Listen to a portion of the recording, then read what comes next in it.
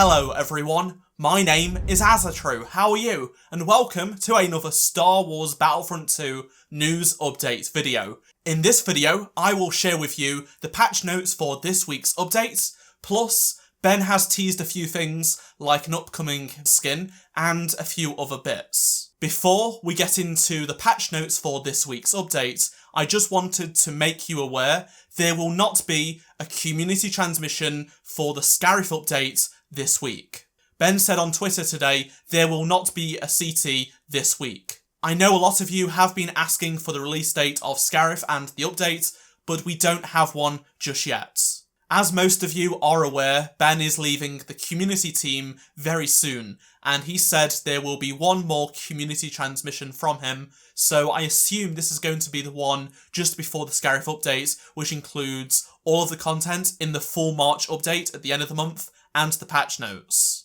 This will likely release a couple of days before we get the patch. Since the last Battlefront 2 update, the community has been upset over the changes made to the ARC Trooper, feeling that it has been made worse, and the cycler rifle was introduced in a weak state.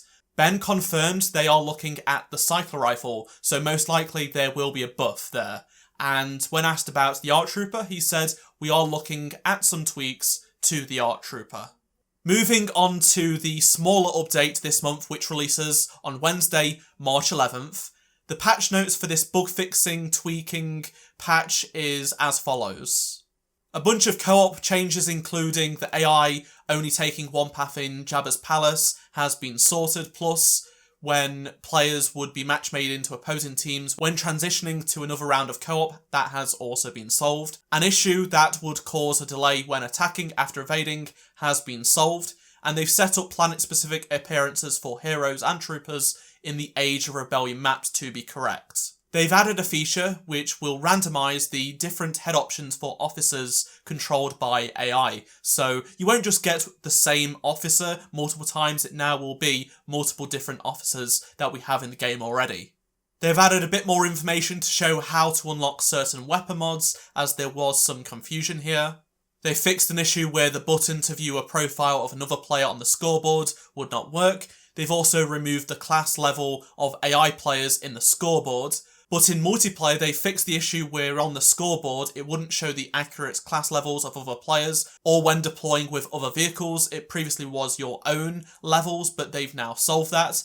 And they've also added this same feature to the scoreboard in Starfighter Assault and Hero Starfighters. The funny bug that said you dealt hundreds of thousands, if not millions of damage to an enemy in the score log has been fixed.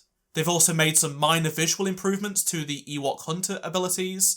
They've also enabled the Ewok Hunter AI to use the spear melee attack. A bunch of visual issues, texture popping, collision issues on the MC-85 Star Cruiser, Death Star 2, Resurgent Class Star Destroyers have been resolved, which is good to see, and there are a few other bugs, but they're a bit more minor, but overall, this is a really good bug fixing patch. Hopefully, it doesn't break anything else, and it just solves these issues. Also, another thing people have been asking about are event skins. So, last weekend, you could unlock the Farm Boy Luke appearance, but the Princess skin is this weekend. Now, some people have said they can't play in each of these weekends, so Ben did say they are going to be bringing back these skins in the future, but likely as a milestone reward in the future, so it won't be time sensitive, so you can do it whenever you like, so you aren't restricted to just getting it on these 3 specific days. Speaking of event items, when asked about the Kenobi Mall emotes, Ben said, "We will bring this back at some point." Finally, here is a tease from Ben. So, when asked about his favourite skin,